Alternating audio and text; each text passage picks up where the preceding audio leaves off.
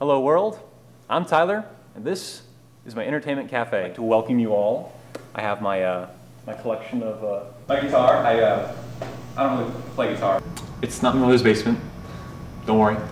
It's my first ever web series, and it's called the Entertainment Cafe. What do you want, Grandma? And in it, I'm gonna teach you all some tips and tricks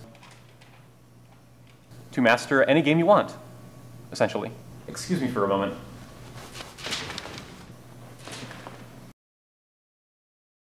Just as mankind comes from the cave, video games also came from a much simpler past. I myself am the evolved state that has become, well, man. Digressing back into the cave, finding warmth from a pixelated fire.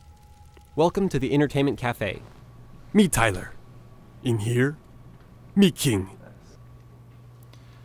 Now let me take you back to simpler times, the dawn of a new age.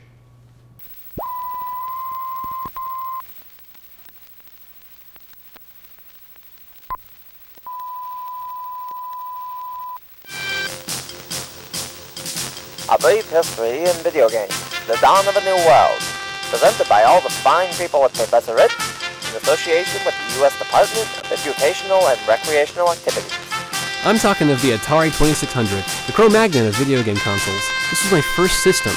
This was the introduction to my virtual life. Oh, but Timmy, this wasn't the first home video game console. My name's Tyler. That's right, Timmy. It was the Magnavox Odyssey, released back in the year 1972. Not like you were even around back then. Thanks, old man. But that was the ape of mankind. His battery operated, shoddy joysticks, and no sound. Atrocious little bugger, isn't it? And then there was Atari's Pong. Revolutionizing the entire world, blah blah blah. Hold that communist tongue, Timmy. Show some respect while you're at it. Yes, sir.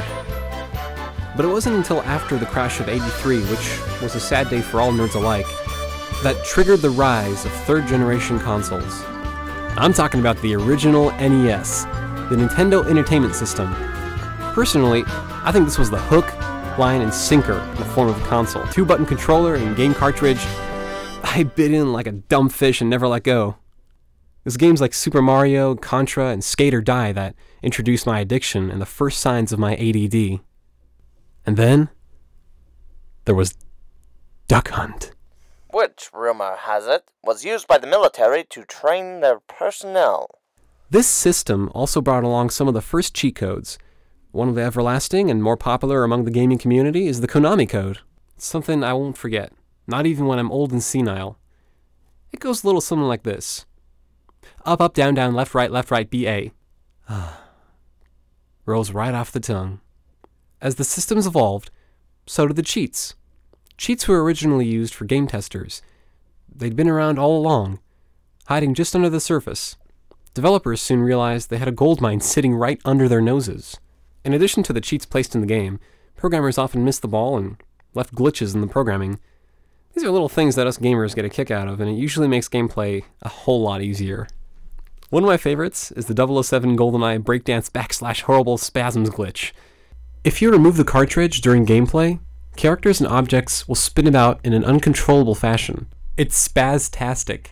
And thus ends our brief history in gaming history, which brings us to the world of today.